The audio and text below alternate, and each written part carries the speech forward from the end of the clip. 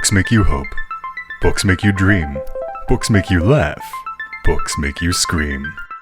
This is the Books That Make You show, discussing books with authors and experts, unraveling the inner pages of all the books that help make us who we are. Hosted by Desiree Duffy.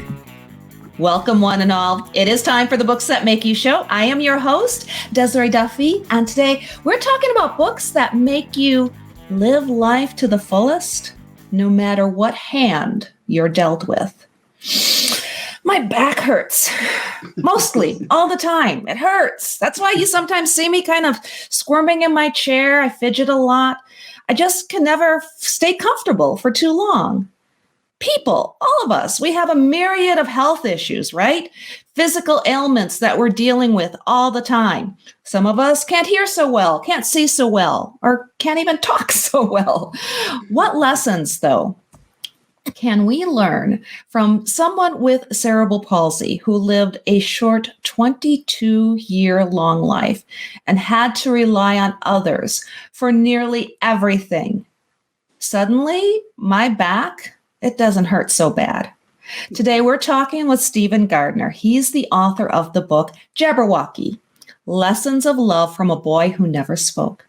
It is called The Story of a Beautiful Boy Who Showed Us a Life Without Limits and Embodied the Power of Love by Katie Couric. Dr. Steven Gardner is an internist at Massachusetts General Hospital. He's an assistant professor of medicine at Harvard Medical School and past medical director at the Massachusetts Special Olympics.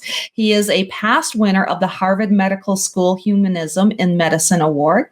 Steven is also a prominent photographer whose images focus on the resilience of people facing adversity and the compassion of caregivers. Dr. Gardner, hello. Welcome to the show.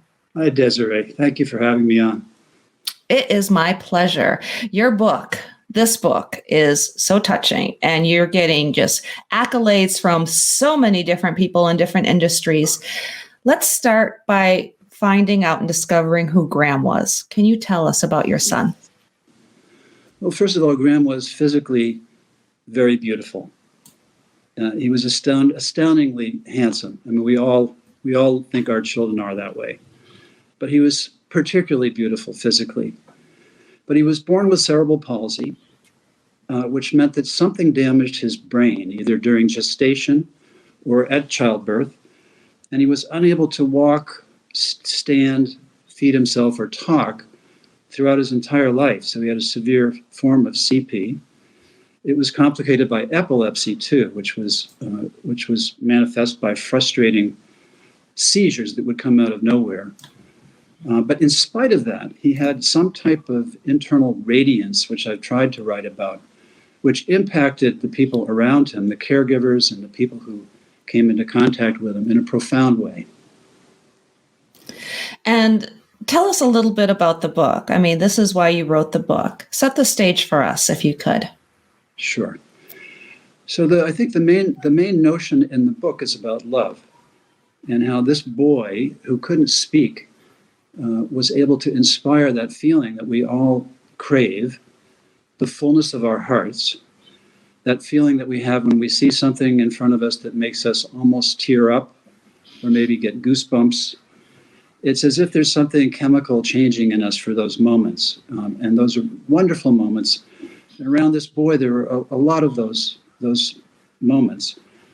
As he got older, we began to notice that it wasn't just immediate friends and family who were feeling that way around him, but people at a summer camp on Martha's Vineyard, especially, a camp called Jabberwocky, which is also the name of the book, where people with disabilities and abilities of all kinds come together every summer for fun on a beautiful island, and they form a community together.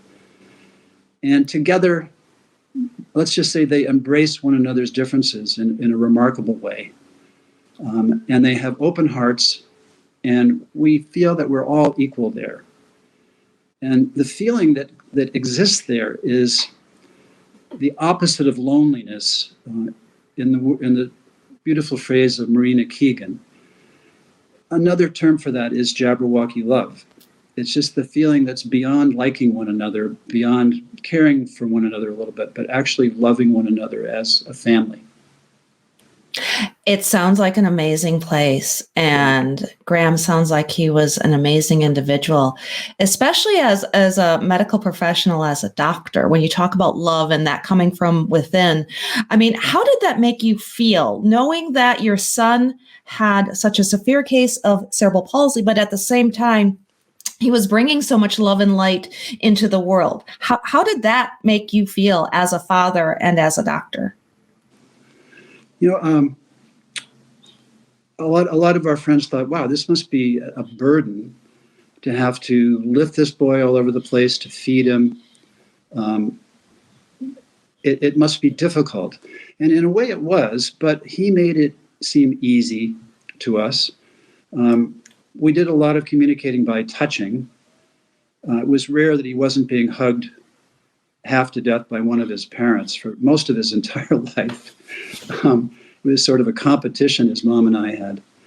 I learned, you mentioned science. I learned that we actually have fibers in our fingers called C-tactile fibers, which literally can detect emotional touch. And there's some neurobiologists at Johns Hopkins who studied this. And that's one of the reasons why many newborn units have designated huggers who come in and hug babies that were born prematurely, or maybe they're withdrawing from a drug or something. And the idea is that we all need and crave this human connection that comes with touching. And in Graham's case, he didn't have to worry about that. He was getting hugged left and right almost his whole life. So there was a science behind that, but obviously we weren't hugging him and touching him because of science. We were doing that because we adored the guy and we loved him, and it was the most natural thing in the world for us to do. And the term Jabberwocky, so it is a place on Martha's Vineyard. It's also taken from the poem by Lewis Carroll, right? So in I think the 1870s, Lewis Carroll wrote a famous nonsense poem with wonderful images and wonderful words like jub, slithy toves, tum tree, none of which meant anything, but it was a whimsical and playful thing, especially when someone said it out loud. In 1953, the founder of Camp Jabberwocky, Helen Lamb, decided to name it Jabberwocky because she was a fan of Lewis Carroll, growing up in England as a young actress on the stage there. And so she named the cabins around the property Jub, Slithy Toves, Bandersnatch, Uffish. And somehow that lexicon that came from the poem became part of the fabric of the camp over time.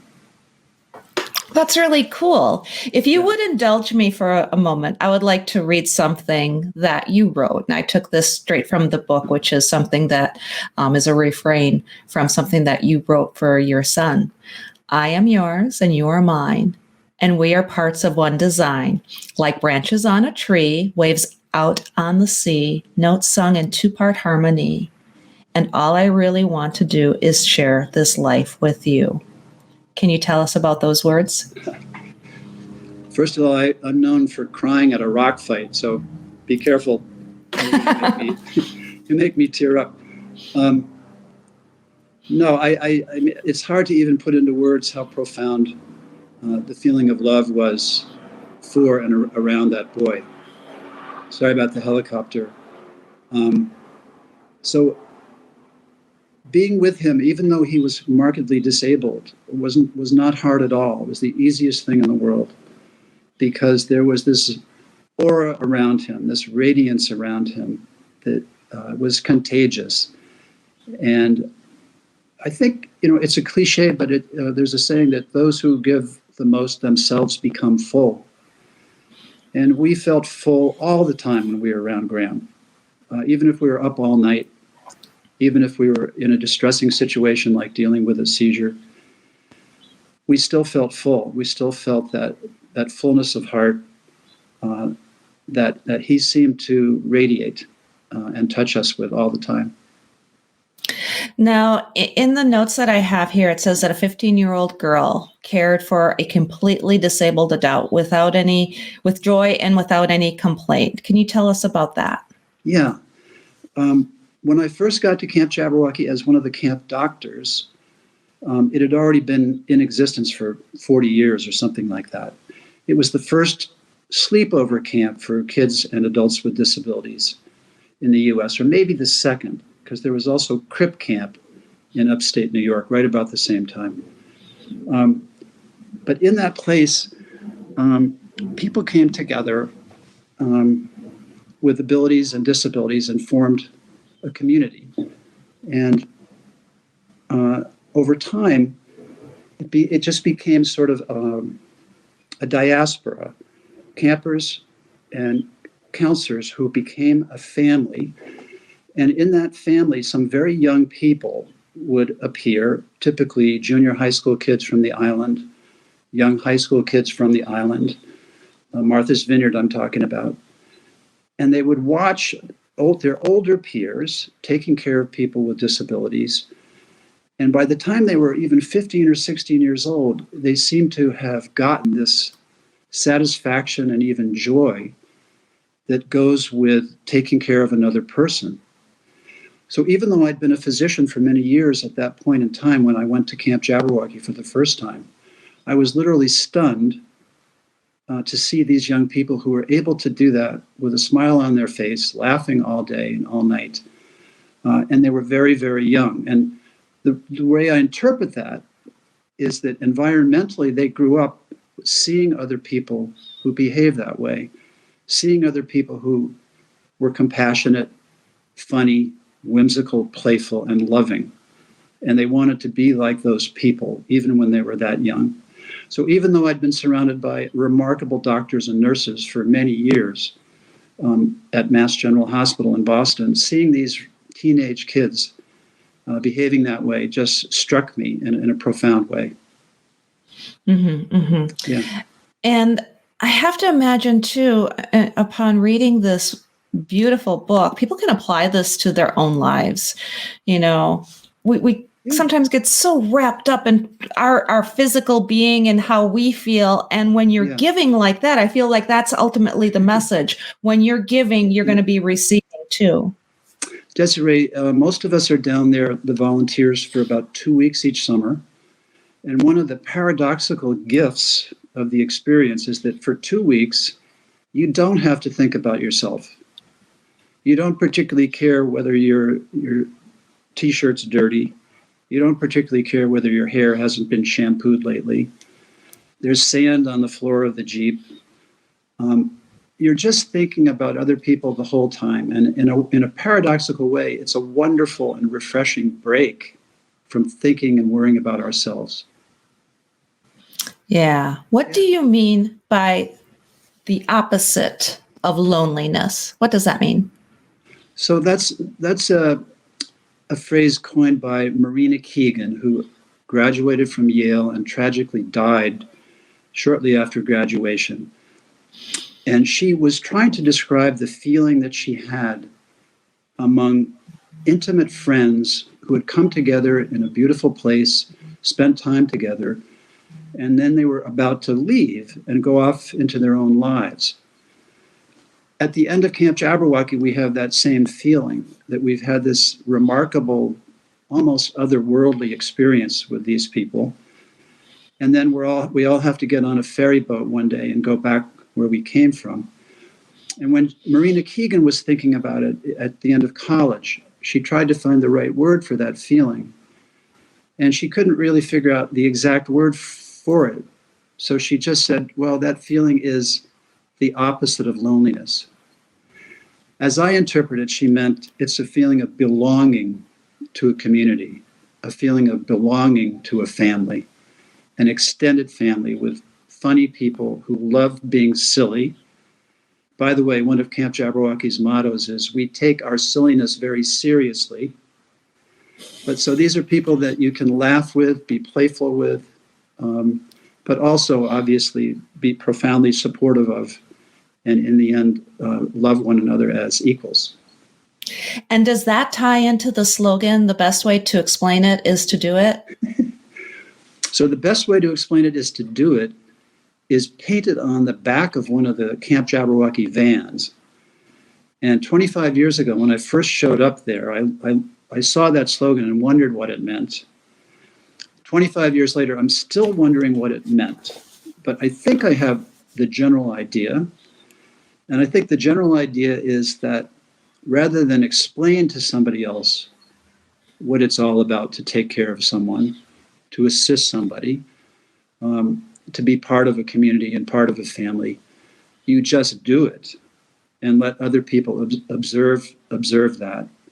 And then they end up becoming part of that same family and same community in time. So you do it, you don't say it, you just show it.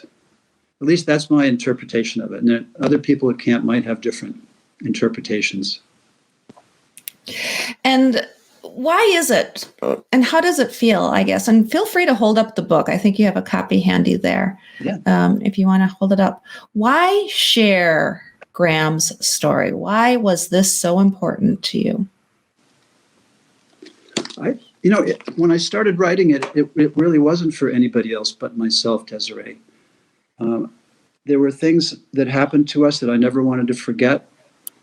And without giving it any particular thought, I started writing them down. When he passed away, his mom and I received 1,500 condolence cards. And that was stunning, obviously, because we don't know that many people. So it started to become more clear to us that his life had impacted more people than even his mom and dad realized. And so I began to think that there were themes and maybe even lessons that we learned from Graham and that we'd learned from the campers and counselors of Jabberwocky that apply to all of our lives, the way we interact with other people in our daily lives. And specifically, just the idea that if you have an open heart and an open mind, it's possible to embrace the people we meet in life in a different way than we typically do. And Graham was a shining example of that.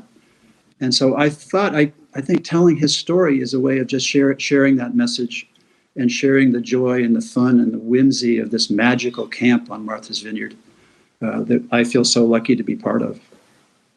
Who do you feel your book is mostly for? Who should read it? Yeah, on the one hand, I think it's for any family that has a person with a disability, where they've had some really significant struggles coping with medical issues and medical challenges. But I also feel that because Graham died young and we needed to deal profoundly with grief and loss, that the book in a way also could be helpful to anybody who's suffered that harshest of realities, losing someone we love. And that's probably everybody, really, in a sense. Like sooner or later, unfortunately, we all have that experience. So part of the book, the latter part of the book, is about Graham's legacy and some things that happened after he was gone that surprised us and made us appreciate his legacy even more. Now, you mentioned that when you first started writing the book, you're writing for yourself, as many of us do. Many of us journal or keep a diary or do something because it helps us. It's personal. It's for us. Explain a little bit of your journey from a writing perspective. Did you write before? Was this your first foray into writing? And how does it feel now that you've, have this creative part of you that, is out there in this book? I had done a little bit of writing, Desiree. At Mass General Hospital, I was part of the global disaster response team.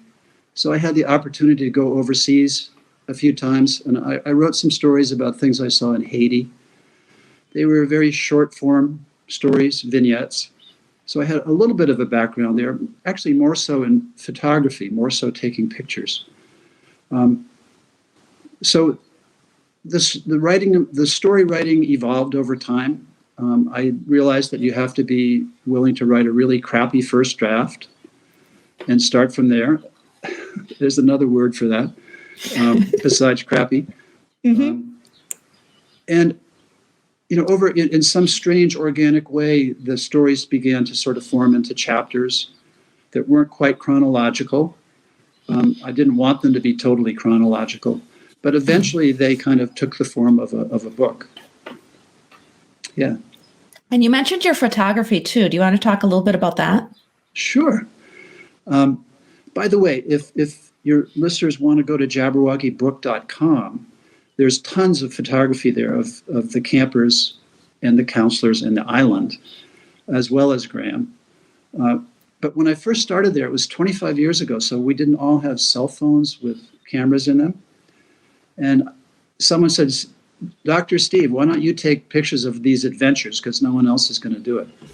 So I started doing that, believe it or not, with film in the camera that you had to drop off at a store and pick up a week later. And I realized that I had stumbled onto something. I had stumbled onto this sort of niche without consciously giving it any thought. And the niche was the relationship between a camper and a counselor. This really remarkable two-way street of connection between two people. One who ostensibly needed a lot of help, and the other who ostensibly was giving a lot of help. But in the end, I realized, looking at my own photographs, that they both were equally gaining from the experience. And I think that's one of the real messages of Camp Jabberwocky, the ethos of the whole place, is that everybody gives what they can, everybody receives from one another, and everyone is equal in that sense. Every one of us has abilities, every one of us has disabilities. And in the photography, some of that popped out at me, even though I wasn't really consciously looking for it in the beginning. But it ended up being images of this relationship between a counselor and a camper. That's beautiful, the way it kind of revealed itself as you went along. That's wonderful. Now that the book is out, what is next on the horizon? Is there going to be another book? Are you working more with Camp Jabberwocky? What's going on? I'll always go back to Camp Jabberwocky for the rest of my life if they'll have me. Unfortunately, last year was the first summer because of the pandemic where it was not possible to have Camp Jabberwocky. But we're very hopeful that this year we will. So I'll always be back there. In medicine, I'll continue to do mentoring and teaching as I wind down my clinical years. And hopefully I'll do more writing, specifically maybe about people who are unusually resilient. I've been collecting some photo essays about people who display amazing resilience, including some Holocaust survivors and others. So that's a possibility for the future. But right now, I'm just enjoying the release of Jabberwocky and enjoying the reaction that I'm hearing from people from different backgrounds who seem to be getting a kick out of it. Oh, I can imagine. I can imagine that you're reaching so many people. And that's the core of what this is, right? Using your son's story to reach others and impact other lives and help uplift them and help them, as well as with Camp Jabberwocky. Could you give us the website for Camp Jabberwocky again so that people that might want to become involved or check it out or learn more about it can do that? Absolutely. So it's just campjabberwocky.org or jabberwockybook.com. That has buttons that connect to camp videos that are really funny. So jabberwockybook.com is probably the best single place to get a bunch of stuff. And by the way, Camp Jabberwocky loves visitors. So if any of your listeners are on the island of Martha's Vineyard in the summer, they are most welcome to come by. The price of admission is they have to tell an embarrassing story about themselves in front of the whole camp. And if they do that, they will be embraced immediately into the camp family. Oh, I love that. I love that. They would love me then because I've got lots of embarrassing stories. Oh, that's amazing. Okay. And so let people know where they can find the book too. I'm assuming it's Amazon, Barnes & Noble, all of the usual places. That book is available everywhere. And Jabberwocky.com is a good way to find out, how to obtain it. But right now it should be available everywhere. Fabulous. Go ahead and hold that book up again so people can recognize it when they go searching for it. There you go, Dr. Steve. What an amazing story, an amazing book. Thank you for writing it. And, it kind of gets you. I had a little tear in my eye too. I hope you didn't catch that, because it's such a amazing story. Thank you for writing it. I'm very blessed, Desiree, not only to have had an unbelievable son, but to have been lucky enough to be part of this camp, this magical place for 25 years. Amazing. Thank you so much. Thank you for being here. My pleasure. And thank you, everybody, too, for being here today on the Books That Make You show. My name is Desiree Duffy, your host. You can find out more about us on our website, and that's booksthatmakeyou.com. You can also follow us on Facebook and on Instagram. Sign up for our newsletter. We're always doing bookish, fun things, giving away books and prizes as well. We'll keep you posted on each and every episode of the Books That Make You show. And don't forget, also subscribe to the YouTube channel. Until next time, all of my bookish buddies, please enjoy all of the books that make you exactly who you are. The executive producer for Books That Make You is Desiree Duffy. Produced and sound mastered by Phil Giangrande. Engineering by Dave Nabox. Social media and promotion by Bree Sweeter. For more, visit booksthatmakeyou.com.